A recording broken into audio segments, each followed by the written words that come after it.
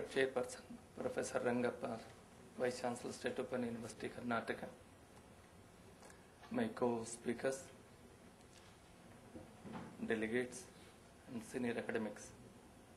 In fact, it is a great privilege for me to represent from this local chapter of IGNO in this eINDIA conference.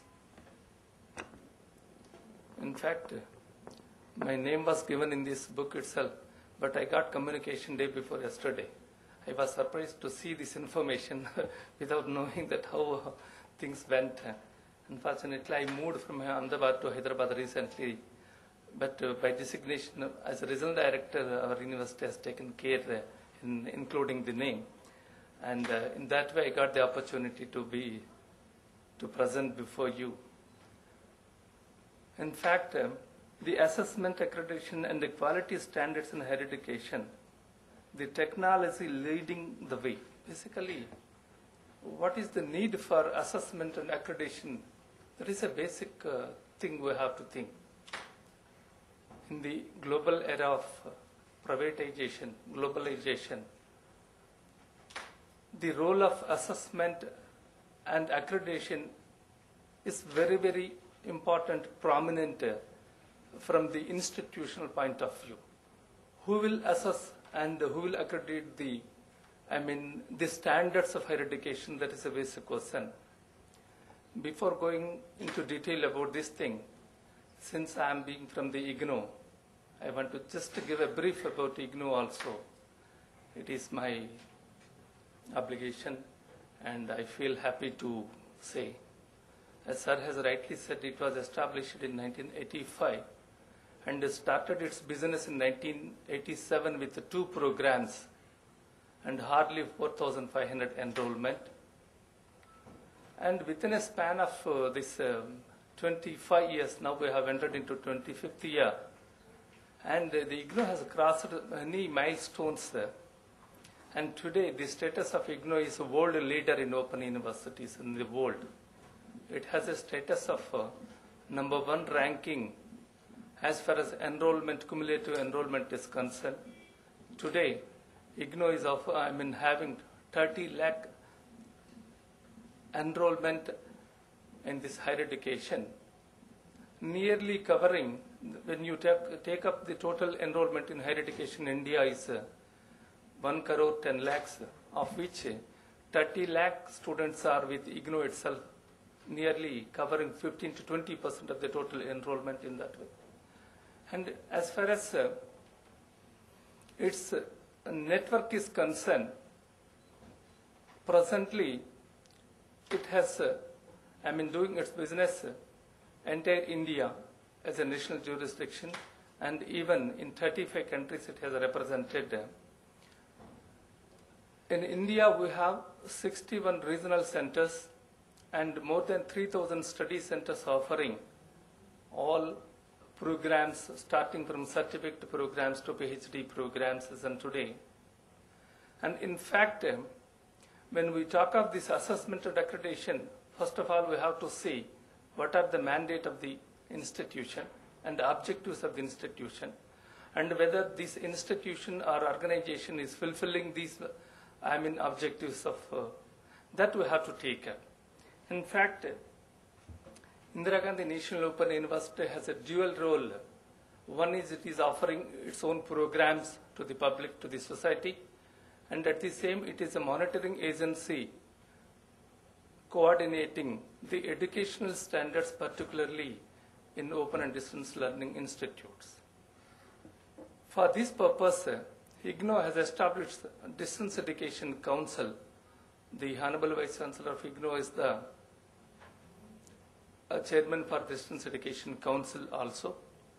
And the Distance Education Council is looking after and monitoring the educational standards, particularly towards this open and distance education. There are 2. One is single mode university, that is state open universities, and dual mode, the conventional universities are offering their conventional the campus programs. In addition, they have distance mode programs also.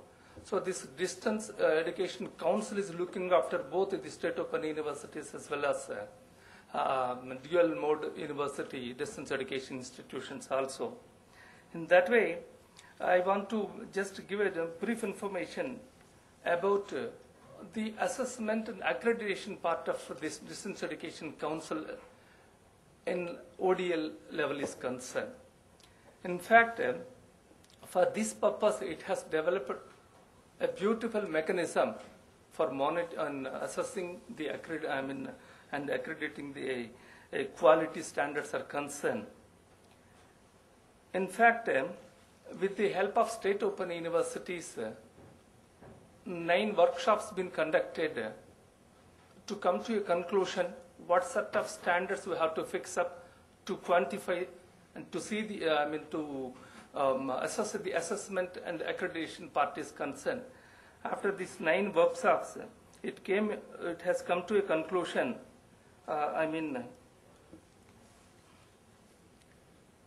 With 4 documents. One is Assessment and Accreditation of Open and Distance Learning Institutions Handbook. The second is Guidelines for the peer team visiting the institutions. And the third one is Guidelines for the Open and Distance Learning Institutions. And the fourth one is Frequently Asked Questions and its replies. And DEC has implemented already this entire scheme in 2009 actually. Apart from this, establishment of Center for Internal Quality and Assurance at ODL institutions is another concept. Apart from being monitored by other agencies at nodal agencies at a higher level, every institution should have its own internal quality assurance cells. Through that, they can have their own self-checkup and audit also, so that would give a brief, status when it is submitting its reports to the DEC. In fact, the conventional universities are being looked after by presently the NAC committee. They are taking up this path, and they are ranking, giving the stars, etc.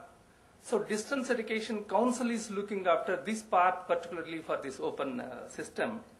Here, this internal quality assurance is concerned. Basically, the purpose of this thing is for ensuring quality in the open and distance learning system, a scheme for the establishment of Center for Internal Quality Assurance has been prepared by DEC in consultation with all state open universities and IGNOU.